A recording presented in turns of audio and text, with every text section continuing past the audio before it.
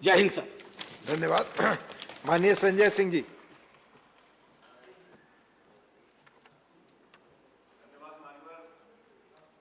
आपने मुझे नहीं हुआ सर, आपने मुझे इस महत्वपूर्ण प्रस्ताव पर अपनी बात रखने का मौका दिया और जब मैं आ रहा था तो राकेश सिन्हा जी को मैंने टीवी पे सुनता हुआ आया। बहुत अच्छी अच्छी बातें, बहुत बड़ी बड़ी बातें इन्होंने की, सुन के अच्छा लगा। इनके मुंह से राष्ट्रपिता महात्मा गांधी का नाम, राष्ट्रपिता महात्मा गांधी के उदाहरण, यही तो भारत है मान्यवर। आज आजादी के 75 साल के बाद भी हम उस राष्ट्रपिता महात्मा गांधी की बात कर रहे हैं, उनके विचारों की बात कर रहे हैं, जिससे पूरे दुनिया में भारत की पहचान बनी।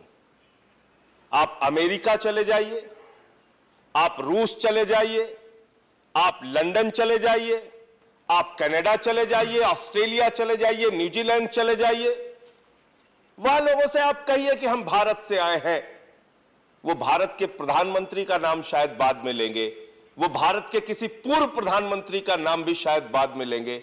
वो सबसे पहले कहते हैं आप गांधी के देश से आए।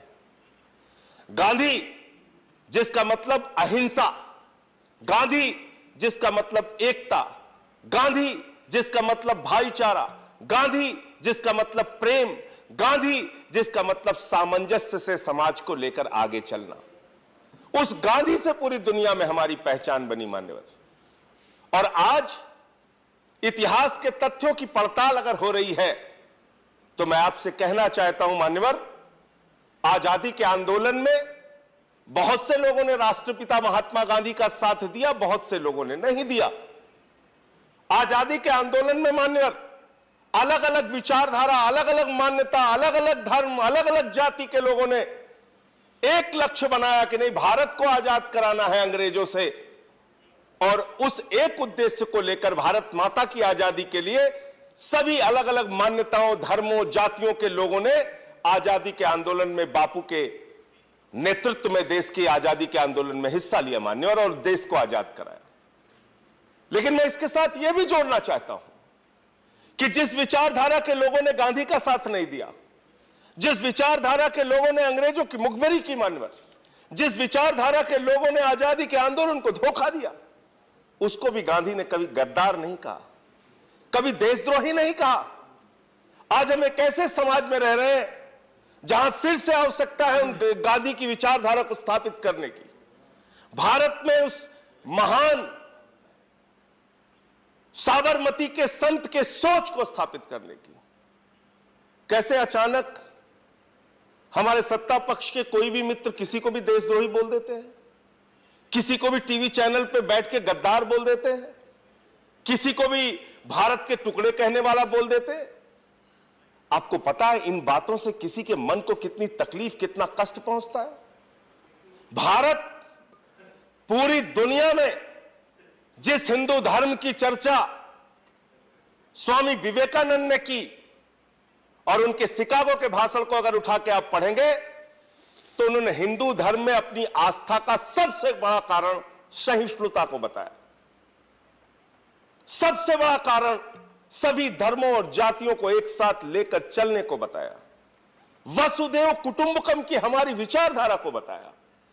अरे हमारे हिंदू धर्म में तो लिखा है पूरा विश्व हमारा परिवार है।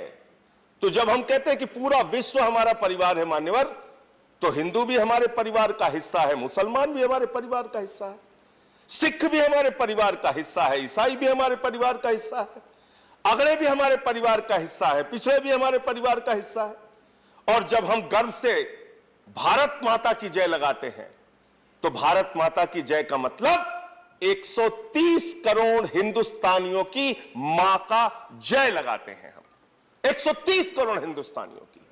लेकिन मुझे अफसोस होता है, मुझे बहुत पीड़ा होती है, मुझे बहुत तकलीफ होती है जब भारत माता की जय लगाकर हम किसी जाति के खिलाफ नफरत फैलाने का काम करते हैं, जब भारत माता की जय लगाकर हम किसी धर्म के खिलाफ नफरत फैलाने की बात करते हैं।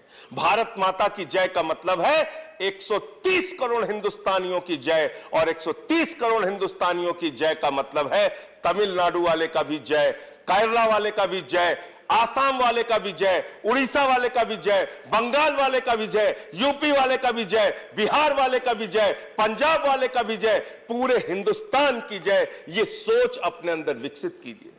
आप प्रस्ताव लेके आए राकेश सिन्हा जी, मुझे बड़ी प्रसन्नता हुई। आज इतने गंभीर विषय पे इस सदन में चर्चा हो रही है। हम लोग डॉक्टर लोहिया को मानने वाले लोग हैं, समाजवादी आंदोलन से निकले हुए लोग हैं। रघु ठाकुर जी के साथ हमने काम किया लंबे समय तक। आदरणीय रघु ठाकुर जी ने हमेशा यही सिखाया, लोहिया के विचारों से हम लोगों को हमेशा शिक्षित करने का, प्रशिक्षित करने का काम किया।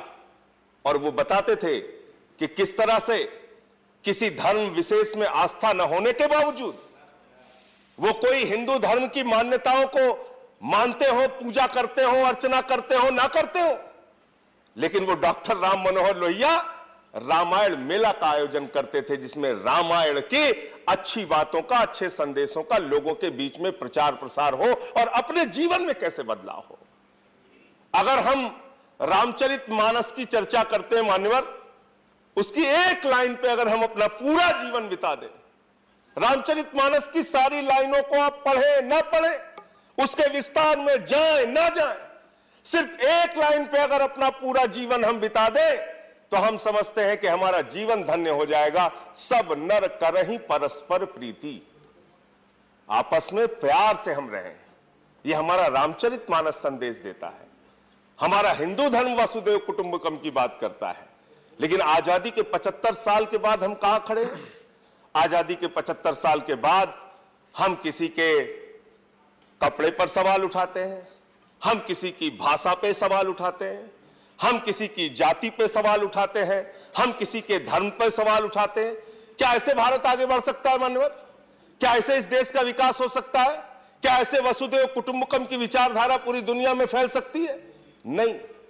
और इसलिए अगर हम गौतम बुद्ध को मानते हैं, अगर हम राष्ट्रपिता महात्मा गांधी को मानते हैं, अगर हम हिंदू धर्म को मानते हैं, तो सबसे पहली प्राथमिकता, मैं सत्ता पक्ष में बैठे हुए लोग हों या विपक्ष में बैठे हुए लोग हों, हमारे आपस में कितने भी मतभेद हों, हो सकता है राकेश सिन्हा जी से हमारे वैचारिक मतभेद हों, हो सकता है भारतीय जनता पार्टी से हमारे वैचारिक मतभेद हों, लेकिन भारत की जो संस्कृति है, भारत की जो सभ्यता है, भारत की विविधता में एकता, भारत की विशेषता, जो ये पहचान है, इस पहचान को कभी भी हम मिटने नहीं देंगे।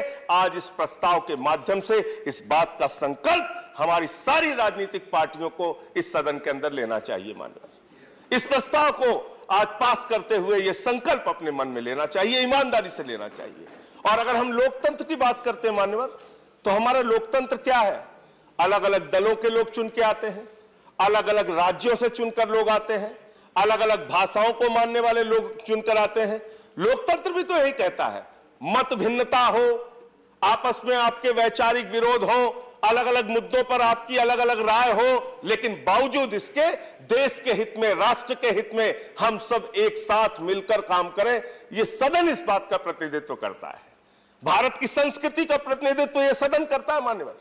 भारत की संस्कृति का, भारत की सभ्यता का, भारत की भाषा का, भारत की पहचान का, राष्ट्रपिता महात्मा गांधी के संदेश का प्रतिनिधित्व यह सदन करता है। जहां अलग अलग राज्यों से, अलग अलग भाषाओं के, अलग अलग जातियों के, अलग अलग धर्मों के लोग मिलकर चुनकर आते हैं और यहां पर देश के हित में जो योजनाएं बनाते हैं, तमाम मत भिन्नताओं के बावजूद एक साथ मिलकर काम करते हैं। यही भारत का लोकतंत्र है। तो जब हम कहते हैं विविधता में एकता, भारत की विशेषता, तो मैं राकेश सिन्हा जी से पूछना चाहता हूं कि हम इस विशेषता को खत्म करने पे क्यों तुले हुए हैं? क्यों आमादा इस विशेषता को समाप्त करने के लिए? क्यों हम आपस में रोज नफरत की बात करते हैं? क्यों हम लोगों को आपस में झगड़े कराने की बात करते हैं? ये बंद कीजिए। ये हमारी पहचान नहीं है, ये हमारी संस्कृति नहीं है। जिनका आप उदाहरण दे रहे थे आज अपने भाषण में, क्या उनके उदाहरण से देश आगे बढ़ सकता है? उनका काला इतिहास है, उनका काला इतिहास है। क्या उन्हीं काले इतिहासों को दोहरा के बातें करके, उन्हीं बातों को करके हम इस देश को आगे लेके जा सकते हैं? एक नए भारत की कल्पना जब करते हैं आप, जब आप श्रेष्ठ भारत बनाने की बात करते हैं, तो आप भारत आज की परिस्थितियों में कैसे आगे बढ़ सकता है, इसकी चर्चा करनी चाहिए। कैसे हिंदुस्तान को नए रोजगार के साधन मिलेंगे, कैसे अच्छी शिक्षा मिलेगी, कैसे अच्छे स्वास्थ्य की व्यवस्था होगी, इसके बारे में चर्चा करने की आवश्यकता है माननीय। एक अभी फिल्म की चर्चा बहुत तेजी के साथ पूरे देश में है। उस फिल्म की चर्चा आप करते हैं, कोई आपत्ति नहीं है, फिल्में देखनी चाहिए। फिल्मों के जरिए अगर आपके सामने सच्चाई आ रही है तो सच्चाई आनी चाहिए। अपने प्रस्ताव में मैं तो मांग कर रहा हूं आज इस सरकार से कि वो जो फिल्म कश्मीर फाइल्स है, उस फिल्म को YouTube के जरिए पूरे हिंदुस्तान में फ्री कीजिए। पूरे देश का एक एक नागरिक उस फिल्म को देखे। दूरदर्शन पर उस फिल्म को दिखाइए, 2-2, 3-3 बार दिखाइए। लेकिन इसके साथ ही साथ मैं ये कहना चाहता हूं कि सिर्फ किसी के दर्द और किसी की पीड़ा पर मजाक उड़ाकर, किसी के दर्द और किसी की पीड़ा पर सवाल खड़े करके उस पर राजनीतिक रोटियां सेकने के बजाय आवश्यकता इस बात की है कि उन कश्मीरी पंडितों का पुनर्वास करने के लिए आपने क्या किया, यह भी सदन को बताइए। 89 में आपको शायद याद होगा, नहीं याद होगा, लेकिन जब कश्मीरी पंडितों को निर्ममता के साथ पीट पीट के वहां से बाहर किया गया मान्यवर, उस समय हमारी भारतीय जनता पार्टी सरकार में थी मान्यवर, सरकार में थी। ये लोग सत्ता में थे, ये सत्ता के भागीदारी थे। वीपी सिंह जी प्रधानमंत्री थे और कश्मीरी पंडितों को जब मार मार के भगाया जा रहा था, आप सत्ता के साथ बैठे हुए थे, खामोश थे। ये इतिहास कभी भूल नहीं सकता। आप ये भी नहीं भूल सकता इतिहास कि आपकी पार्टी के नेता और आपकी पार्टी के जगमोहन जी जो बाद में केंद्रीय मंत्री हुए, वो वहां के राज्यपाल थे। उनके राज्यपाल रहते हुए कश्मीरी पंडितों को वहां से मार मार के भगाया गया। और यह भी इतिहास कभी नहीं भूल सकता। इसी सदन में आम आदमी पार्टी की ओर से मैंने मामला उठाया था कश्मीरी पंडितों के पुनर्वास की। कश्मीरी पंडितों के पुनर्वास के लिए 7 वर्षों में आपकी सरकार ने क्या कदम उठाया, इस पे चर्चा कीजिए, इस पे बातचीत कीजिए। अरे वो भी एक संस्कृति है, वो भी एक संस्कृति है, वो भी एक क्षेत्र की संस्कृति है, वो भी एक हिंदू धर्म को मानने वाले लोग हैं उनकी। अब देखिए, आप कश्मीरी पंडितों पे भी इनको समस्या है सर। कश्मीरी पंडितों का पुनर्वास भी नहीं करना चाहते सर। यहां दूसरे विषय भी आए प्रस्ताव, ये कश्मीरी पंडितों को भी नहीं बसाना चाहते सर। मैं तो पुनर्वास की बात कर रहा हूं, मैं तो कश्मीरी पंडितों के पुनर्वास की बात कर रहा हूं। आप उन्हें समय दे रहे हैं, उस पर भी आपत्ति कर रहे हैं। आपने जो अरे आप नहीं करना चाहते, आपसे कुछ नहीं हुआ, ये अलग बात है, लेकिन सुन तो लीजिए, हमारी पीड़ा तो सुन लीजिए। कश्मीरी पंडितों के लिए आपने कुछ नहीं किया, मैंने मान लिया, सुन तो लीजिए हमारी पीड़ा। आपने कुछ देखे, कश्मीरी पंडितों पे भी समस्या सर। कश्मीरी पंडितों की पीड़ा नहीं सुनना चाहते। मैं खत्म कर रहा हूं सर, मैं समाप्त कर रहा हूं, मैं समाप्त कर रहा हूं। मैं सर ये कह रहा हूं, एक प्रस्ताव सदन में पास कीजिए। ये बहुत चर्चा का विषय है इस समय। सारे सांसद, मैं तैयार हूं, 5-5 करोड़ की अपनी निधि, 1 साल की पूरी निधि कश्मीरी पंडितों के पुनर्वास के लिए दीजिए। मैं तैयार हूं, आम आदमी पार्टी की ओर से ये प्रस्ताव ला रहा हूं आपके बीच में। ठीक, बहुत बहुत धन्यवाद। धन्यवाद। क्या माननीय राकेश जी? मैं जिस विषय को लाए, 364 दिन तो हम राजनीतिक भाषण करते हैं।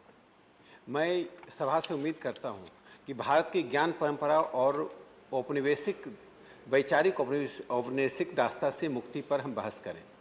मैं चाहता तो मैं भी 40 मिनट राजनीतिक पार्टियों को, कांग्रेस सहित सभी पार्टियों को कटघरे में खड़ा कर सकता था, लेकिन ऐसे गंभीर विषय पर यदि राज्यसभा बहस नहीं करेगी और ऐसे विषय का संदेश यदि बाहर जाएगा कि हम अपने 10,000 साल के इतिहास में जो प्रगतिशील चीज़ें हैं उसको लाकर भारत की सभ्यताई पहचान को पुनर्स्थापित करने का एक यज्ञ शुरू कर रहे हैं, जिसमें जाति, धर्म, संप्रदाय, भाषा, क्षेत्र की संकीर्णताओं को मिटाते हुए करना चाह रहे हैं, उस समय यदि राजनीतिक भाषण होगा तो संभवतः यह विषय को दिग्भ्रमित करेगा और बाहर बैठे हुए लोग, हजारों लोग जो इस विषय, आज मुझे लगता है लाखों लोग इस विमर्श को देख रहे हैं।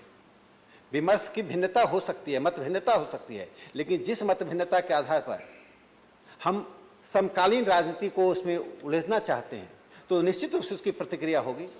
जब सरकार आप ऐसी बातें करेंगे जो कि समकालीन राजनीति की है, मैं समकालीन राजनीति से हटकर बातें करना चाहता था।